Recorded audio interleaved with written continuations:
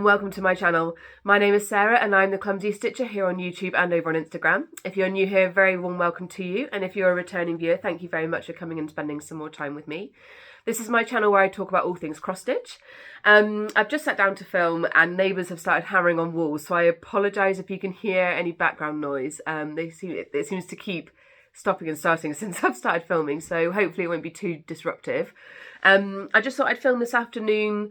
I've got a couple of hours spare this weekend, so I figured I'd sit down and film something for you before the end of the month. It might mean that it is a little bit rushed because I don't have very much time, but hopefully I can get through everything and you can see everything that I've been working on. So this month I've got two finishes to show you. One of them is a start and a finish. I've got an old project that you probably haven't seen for a while, a project that you've seen quite a lot of recently, or two projects that you've seen quite a lot of recently, and another new start because I just cannot help myself, seemingly. I'm just going to crack on and get straight into the stitching. The first piece that I have to show you is Crescent Dreams by Mirabilia, which is a fully finished object this month. Thank God, because I was trying to get it done for my friend's daughter, so it did have quite a tight deadline. I will show you a picture of where I had it in my last video. I think I'd just finished I'd finished all of the backstitch on the moon and the baby, actually. And so what I decided to do was, my plan had always been to add in the name of the girl and her birth date and weight when she was born, as well as a quote underneath. And so that was what I had left to do. But I had to, one of the reasons I'd stopped working on it is because I had to, draft the back stitch for the writing and everything like that. And I wasn't in the right mindset, and I just couldn't be bothered, basically. But I knew I had to get it done. And so I took this, because my friend's down in Cornwall, so I went back home, stayed with my parents for a couple of days, drafted the writing and did all the backstitch for the quote, and then found the good letters for the names and stuff, obviously, which I won't be able to show you, but got it all sorted. So hopefully you're seeing this now as the kind of final version. The pictures that I took of the fully finished object as well is the first time I've been able to get a picture of the linen actually looking like it does. I know when I'm on here it always gets so washed out, and so I'm really, really pleased with the final photos that I took. It is a 32 count even weave in the colour Ether by Chromatic Alchemy, and I just thought it was perfect for this project. Just with the sky like fading from the blue to pink, I just thought it came out really, really well. I did make a couple of changes in the final version as well. I changed the baby's hat because it's charted in the yellow of the moon, but it all looked a bit too yellow, and so I changed the hat colour to pink. I also changed the colour of the back stitching because in the chart it was brown, which just didn't really go with any of the colours in there, and so I changed that to DMC 823, which is a dark navy, which is also what I did the quote and the birth details in. The quote itself is from the kids' book Guess How Much I Love You, which has big nut brown hair and little nut brown hair. And with the moon and the baby, I just thought it was a perfect one to include. I've added the other change that I made on the pattern itself as well is the two stars off to the right hand side. They are supposed to be attached on ribbon underneath the baby, but I couldn't get the ribbon. And so I thought I'd attach them kind of separate, because I still wanted them I bought them, so I still wanted them on the piece, so I just figured I'd put them in separately, because I was running out of time a bit as well. But yeah, I'm so pleased with the final version, and my friend really loved it, and I just, yeah, really, really, really happy with how it turned out. The way that I fully finished it is I got some foam board and I cut it out to the shape of the frame. The frame I just got off of Etsy. It's a shop I've used quite a lot for kind of other frames we have in our house. And because I wanted a bit of space around the outside so that you could see the colour of the fabric, and so it all just worked. Yeah, it all just worked well. It's just in the like dark grey. So I got some foam board and I cut it out to the shape of the frame. And in the past, when I've done framing myself, I've laced my pieces, but I always found that it just ended up being so bulky. I don't think I'm doing it right. I didn't want to pull too tight in case I damaged the linen as well. So what I did this time for the first time is I pinned the final piece, which I actually found, and I think because I hadn't given myself very big margins. Because I wanted all of the empty space around the outside, I think I literally had 0.5 centimetre. So lacing just wasn't really an option for me anyway. So I got some pins and I just stuck them all in around the outside, and it meant that I was able to adjust things really easily, to make, because I wanted it to be central, and so that took quite a lot of finagling. So yeah, I just pinned it around the outside, and then it just sits in the frame, and it all fits so perfectly. So I think in the future, if I ever do choose to frame things myself, I'm definitely going to do that again, because it was so simple.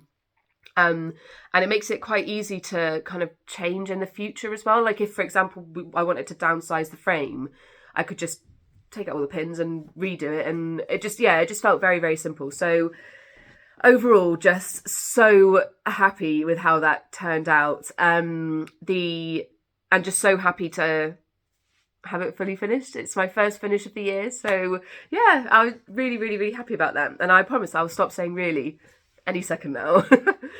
The next project that I have to show you is a bit of a surprise one for me. I did have it as a goal in January and then didn't do it. And I realised I keep trying to plan kind of a couple of weeks in advance what I'm going to stitch on each day to make sure that I am getting enough progress on the projects that I want to get progress on. But I think I am very, very much, well, actually with a couple of projects you'll see today, I'm very much a stitch what I want when I want stitcher, which for the most part works for me because I'm strapped for time and just everything's quite stressful. I'm sure it is for a lot of people. I don't want to have to be tied to a project if I don't want to work on it. And so this project is very much a stitch what I want when I want. It is the next animal in the Advent Animals series. So this was my start and finish this month. This is Fitzwilliam the Frog. And he is stitched on a 32 count Lakeside Needlecraft even weave in the colour Falling Snow. So you can see, I don't know if it's coming up very well, but you can see like the snowdrops. He's stitched with all the called for DMC, apart from the number, which is stitched with DMC 816. And then it's stitched with a very fine Krynic in the shiny red. Yeah.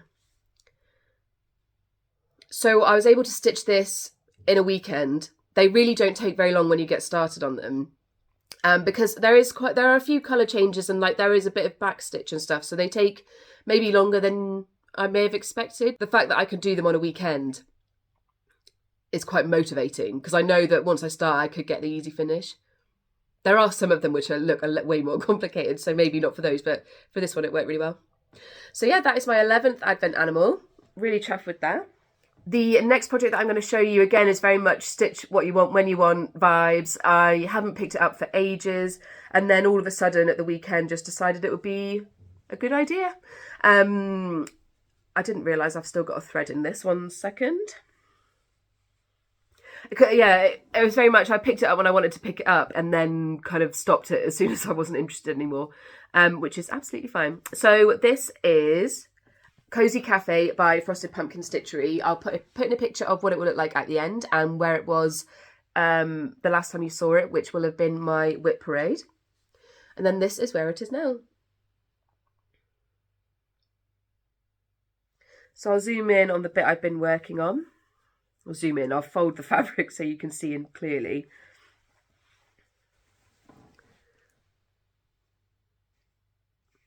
So I have been working on the sparkling water. The colours on this are so good. All the yellows and the pinks, they really work well together. So there will be beads in this as well, in the bits of kiwi and in the dragon fruit.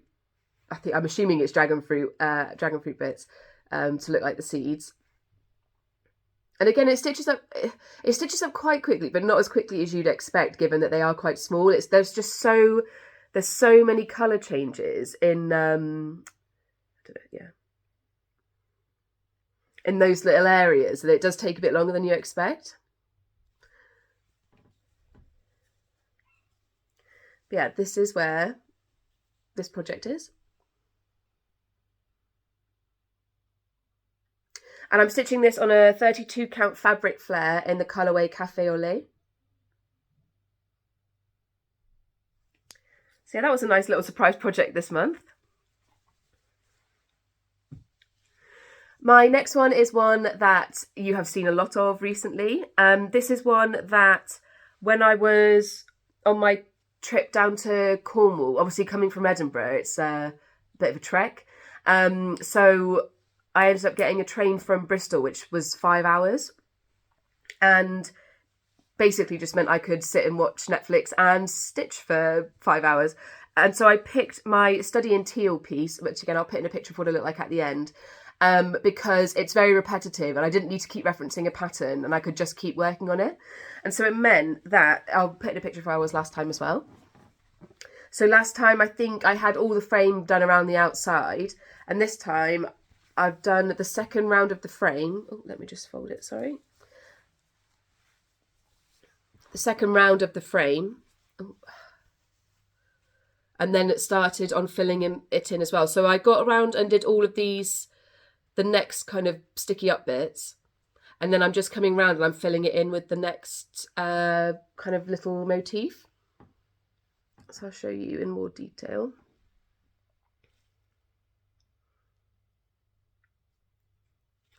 And this I am stitching on 18 count white Aida, 1/1, with DMC 3847.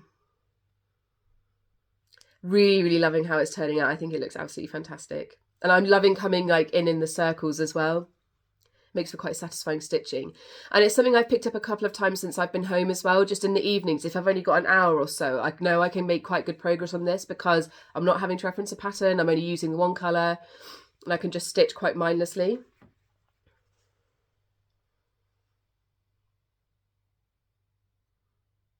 So yeah, that's that one. The next piece I have to show you is my Ink Circles Cirque des Carreaux. This is my Avatar themed piece, the earthbending piece specifically. I'll put in a picture of what it will look like at the end. And then what it looked like last time.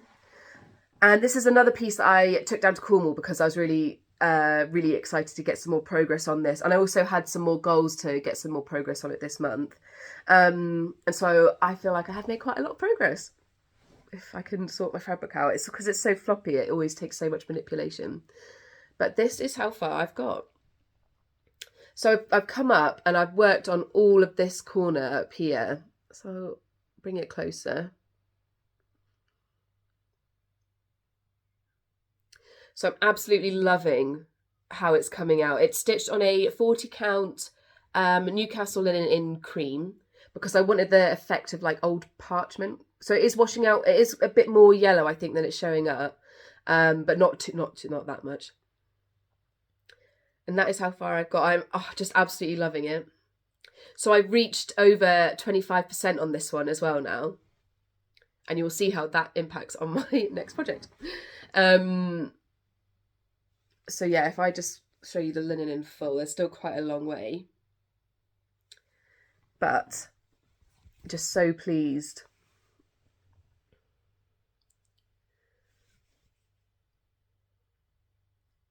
With how that is turning out. I'm stitching it with a sulky in colour 4090, which is this variegated floss. And so this leads me very nicely onto my new start as well. So I decide, sorry, I'll stop saying so as well. I can't help, I need to stop repeating myself. The plan for these pieces is there are 4 circus pieces that Ink Circles do. There's the carreau, there's hearts, there's triangles, and there's circles. And so the motivation for using Avatar in the first place is because there's 4 bending styles with very distinct colour palettes that would suit the 4 different pieces by Ink Circles quite nicely. And so my plan was to do one, finish it, and then move on to the next one. But I didn't want to have, like, as soon as I finished the Earth one, for example, the Earth one I started in, 2020? Maybe 2021? And so I didn't want it to just sit in a box for 2 years. It'll be like 10 years probably by the time I finish the other 3. And so what I thought I would do is, when I reach 25% on Cirque des Carreaux, I'd start the next one. And then when I reach 25% on the next one and 50% on the squares one, I'll start the third one. And then when I reach 25% on the third one, 50% on the second one, and 75% on the first one, I'll start the last one.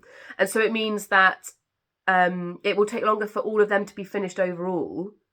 However, they will all be finished within the similar time frame. And so it won't be too long to kind of get them all done and then framed and up on the wall, if that makes sense.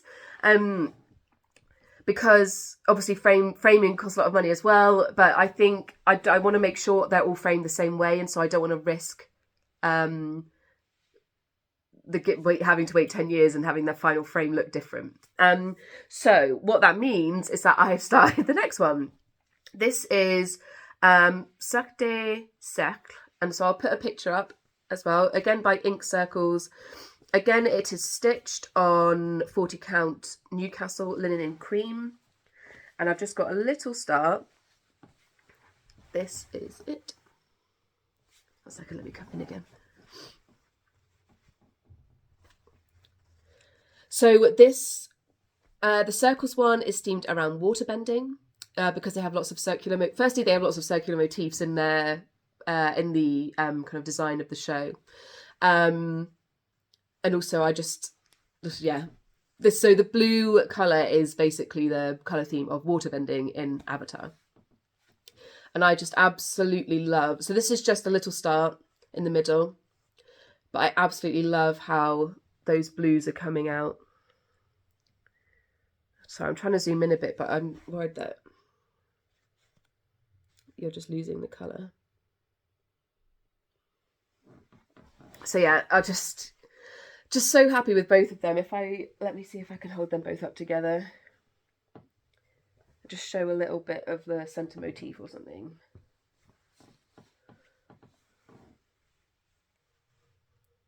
Yeah. Oh, I just can't wait. I can't wait to get them done. So that the circles piece is stitched with Sulky 4056, which is just, oh, it's just so pretty. So yes, that is my new start. So yeah, you've seen all of my whips, you've seen my 2 finishes, and you've seen my new start. So that's really everything. I haven't got any haul this. I'm trying to limit my spending, because I've just got so many projects done, in progress, and I've also got a few things available that are kitted up here already. I'm really trying to stop spending on stitching as much. Obviously, I bought the pattern for the circles piece, but that is everything that I've got this month. Moving on to plans, you will have noticed in what I've shown you that I haven't shown you either of my modern folk embroidery starts from last month, nor have I shown you my dragon. For my dragon in particular, I did set myself quite a lofty goal of getting 3,000 stitches every month. And in January, I got like 1,200, 1,300 maybe. And then in February, I haven't actually picked it up at all. And so what I have decided is to have a monogamous March and just work on my dragon for the month of March and try and get as many stitches as I can. I'm aiming to play. It's essentially I'm just trying to play a bit of catch up, and so I need to get how many 7,700 stitches. Which I don't expect to happen because it's just too many stitches. So, but if I can make a dent in it, then that's all that matters. I'm not so worried about not keeping up with my modern folk embroidery pieces, but I think if I am going to stitch on anything else, which I'm going to really try and limit, I will pick up Reaching Skyward rather than anything else I've got, because the dragon needs prioritising, and I still want to stitch on Reaching Sky while everyone else is stitching on it, because I'm just loving seeing everyone's pictures.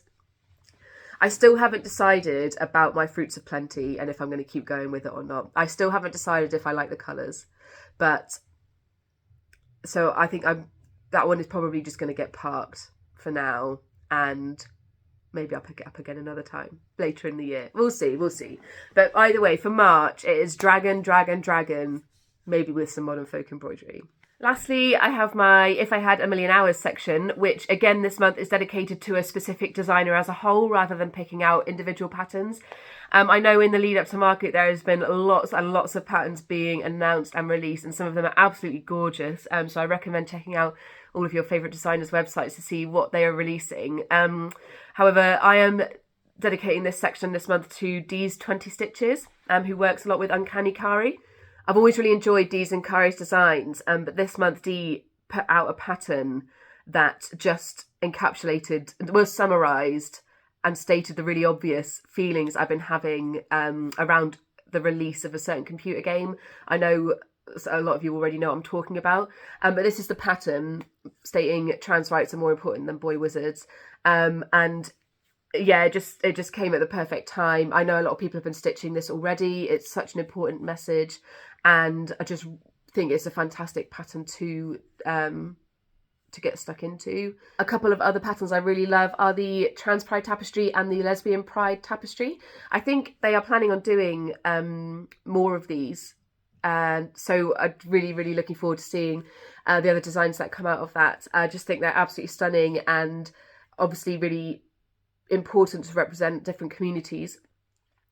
And a final one that I really love is their Hex Hotel, which just has the colours and the drawing and all of it is just, it just works. Kari's original drawing is so gorgeous as well.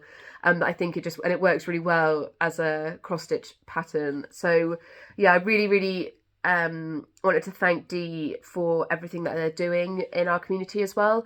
They're hosting a Stitch for Pride year this year. They did it in the month, they did it for a month last year.